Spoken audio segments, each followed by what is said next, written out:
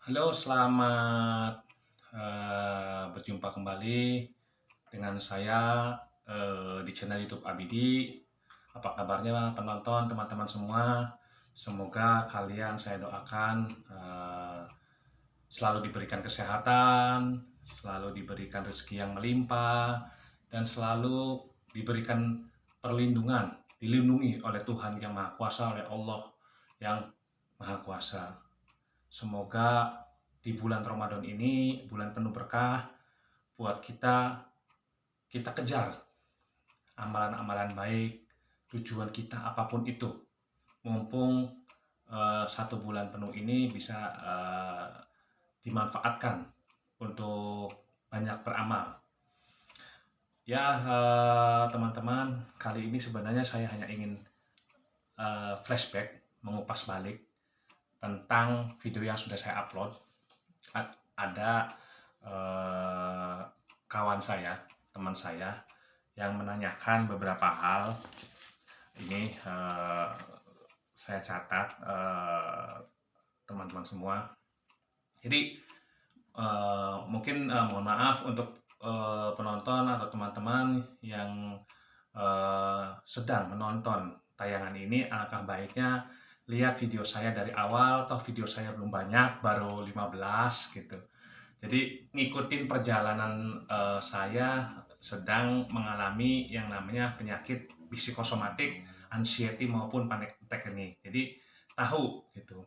Tapi ya nggak apa-apa, ini saya akan kupas ulang lagi bagi teman-teman yang baru melihat dan menonton tayangan YouTube saya ini. Jadi pertanyaannya sebenarnya sudah pernah saya jawab dan bahas di video yang kemarin juga sudah. Tapi ini saya bahas kembali karena ada teman yang menanyakan. Pertama menanyakan seperti ini, teman-teman semua, apa penyakit saya ini atau penyakit psikosomatik ini, anxiety ataupun panic attack ini apa? Karena saya baru mendengar dan rasa-rasanya rasa-rasanya penyakit ini adalah penyakit yang langka, jarang sekali terdengar di kuping saya. Ya, betul teman-teman semua. Jadi penyakit psikosomatik itu saya juga baru tahu kalau saya terkena penyakit psikosomatik anxiety panic attack ini setelah 2 bulan saya 4 bulan bahkan setelah saya 2 bulan bolak-balik masuk ke rumah sakit, dan di bulan ketiga itu ternyata sama dokter saraf saya didiagnosa juga mengidap yang namanya penyakit psikosomatik. Makanya dibikin rujukan ke dokter spesialis psikiatri atau kejiwaan. Dari situ mulai saya muncul di bulan ketiga itu. Oh, bahwa saya itu terkena yang namanya penyakit psikosomatik anxiety maupun panic attack. Dulu saya nggak pernah, teman-teman semua, tahu tentang penyakit ini, nggak pernah dengar sama sekali, memang benar. Jadi penyakit ini memang benar sekali langka, bahkan jarang gitu. Tapi bahkan sebenarnya ada. Seperti ini, mohon maaf, kayak kita melihat makhluk gaib. Makhluk gaib itu tidak terlihat oleh mata kita. Tapi realitanya itu kalau kita dibuka mata batinnya itu banyak. Mungkin di ruangan kita, di rumah kita itu banyak. Nah, seperti itu sama teman-teman. Jadi psikosomatik itu memang langka, tidak terdengar oleh kuping dan telinga kita. Tapi sebenarnya realitanya banyak. Teman-teman itu saya yakin, eh, karena kita itu hidup itu selalu berpikir, berpikir menghadapi kehidupan itu banyak ragamnya, heterogen. Jadi pertama kembali lagi akan membahas penyakit psikosomatik itu apa, karena saya baru mendengar. Jadi begini teman-teman, penyakit psikosomatik itu adalah gangguan mental dan pikiran yang memunculkan timbulnya penyakit fisik. Itu teman-teman. Nah, gangguan ini biasanya diawali oleh rasa cemas, gelisah, stres, panik, bahkan sampai dia merasa depresi gitu. Dan hal ini bisa langsung otomatis bisa menyebabkan yang namanya gangguan fisik, teman-teman. Gangguan fisik itu sebenarnya tergantung dari imun atau pribadi masing-masing ya, teman-teman ya.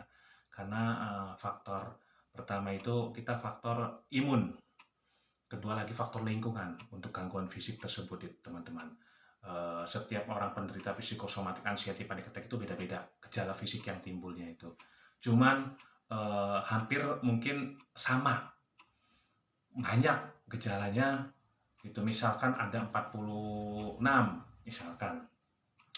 Itu pasti ada kesamaan dan memang tidak semuanya sama tapi pasti ada kesamaan. Seperti itu teman-teman. Jadi singkat ceritanya bahwa penyakit psikosomatik adalah penyakit yang diakibatkan oleh mental dan pikiran itu teman-teman yang memunculkan timbulnya penyakit fisik. Penyakit fisik itu beda-beda. Di sini sudah saya sebutkan di video yang dulu munculnya banyak ragamnya.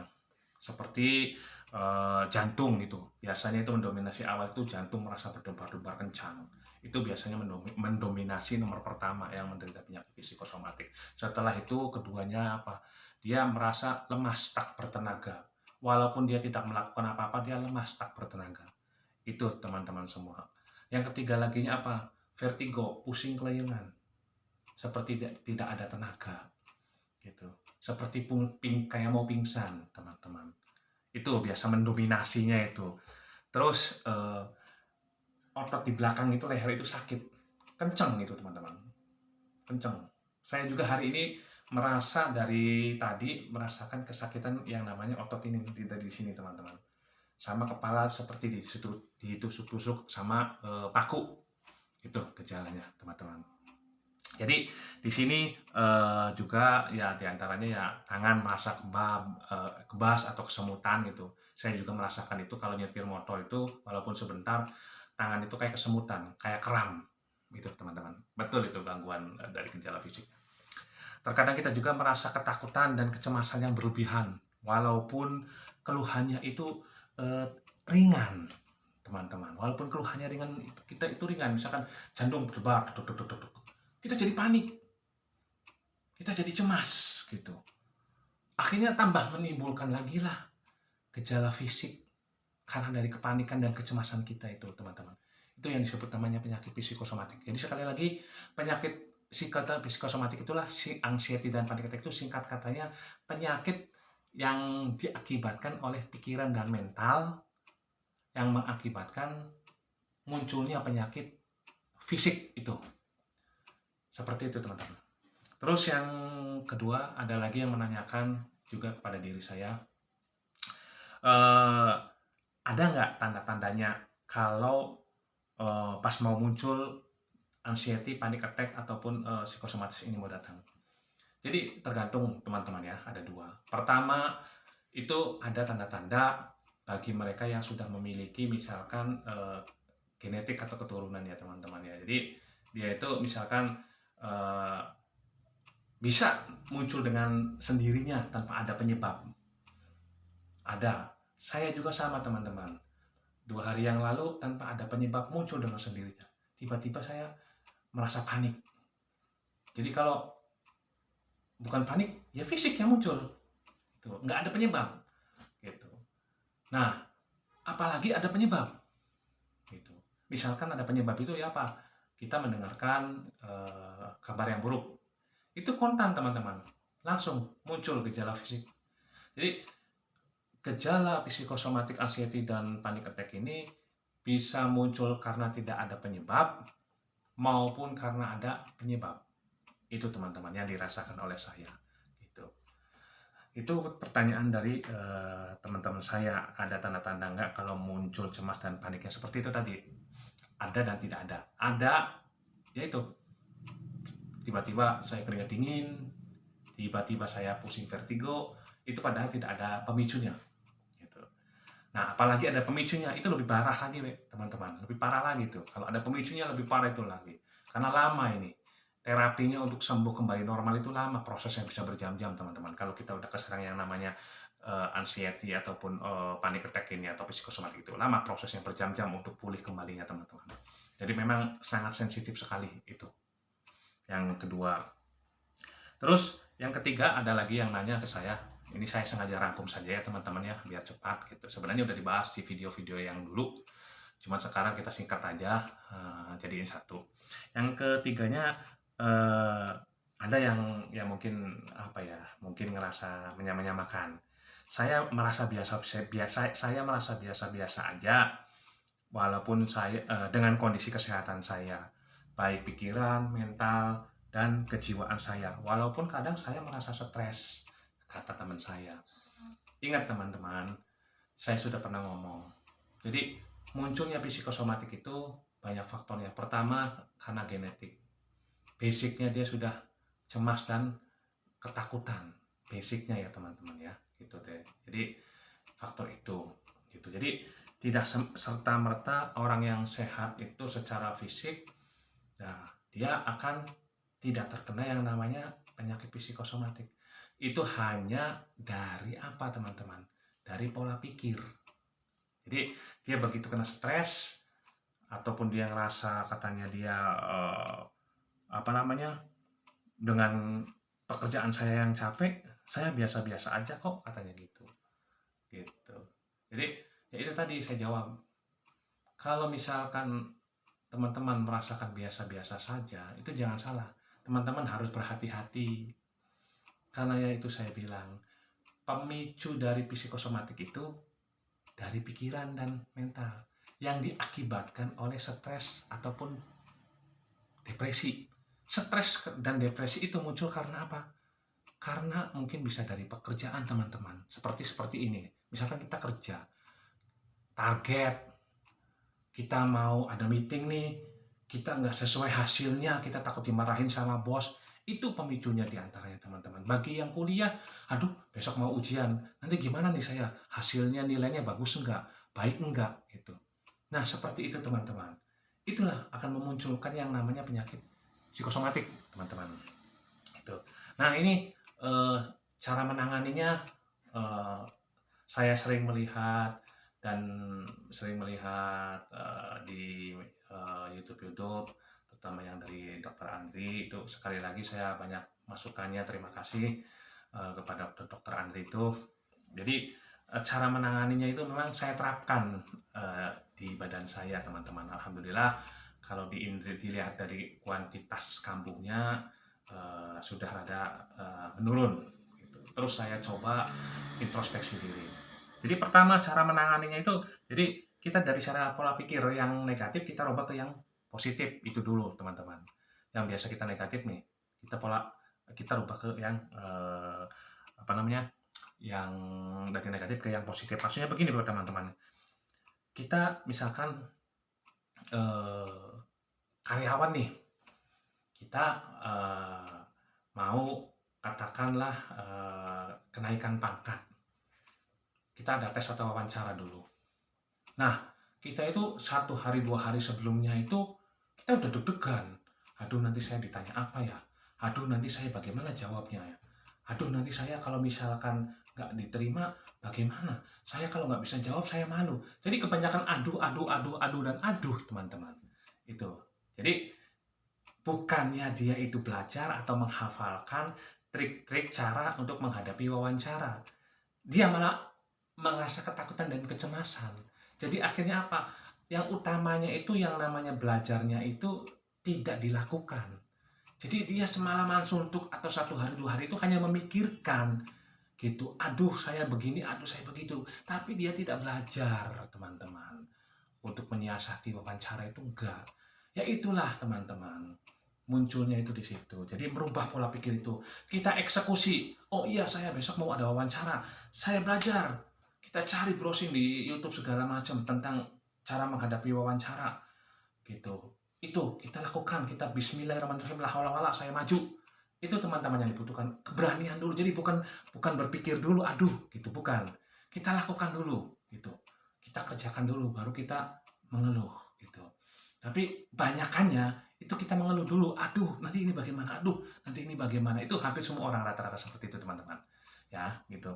Terus yang berikutnya itu kita ya itu ya yang tadi saya bilang, selalu tidak merasa percaya diri gitu teman-teman. Kalau ya itu saya bilang tadi, kayak orang mau kuliah atau mau ujian, aduh nanti saya gimana ya nilainya jelek seperti itu tadi. Nah, jadi yang dirasakan itu ya dampaknya dulu gitu.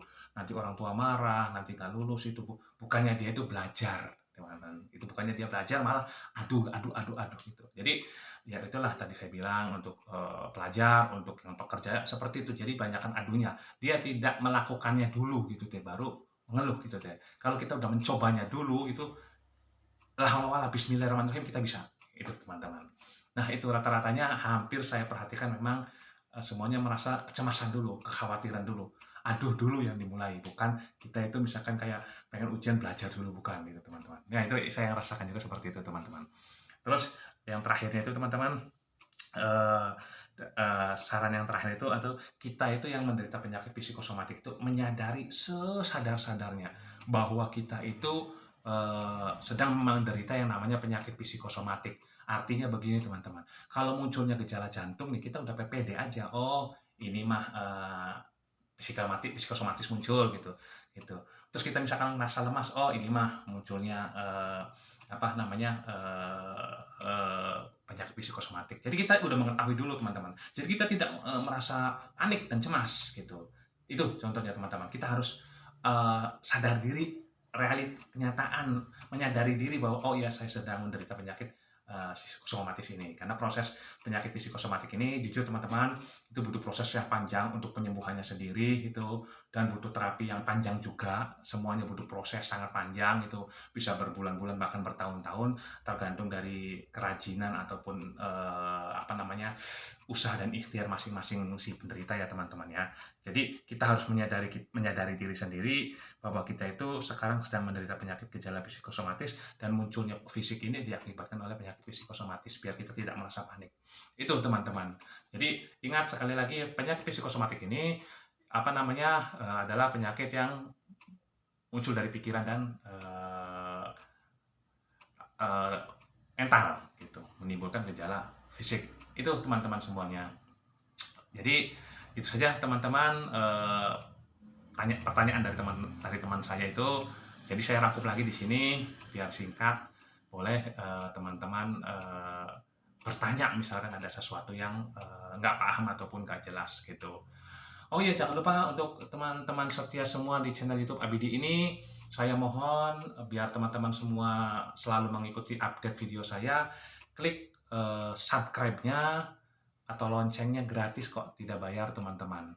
Ringan sekali, cuman klik yang subscribe warna merah tersebut dan klik jempol juga buat saya, biar saya bisa semangat selalu untuk membuat video-video upload saya selama saya menderita yang namanya penyakit psikosomatik hampir 9 bulan ini teman-teman semuanya gitu. Saya juga minta doanya dari teman-teman semuanya biar saya juga secepat-cepatnya bisa sembuh kembali. Oke, itu saja teman-teman. Mungkin sampai bertemu di lain waktu dan kesempatan. Assalamualaikum warahmatullahi wabarakatuh.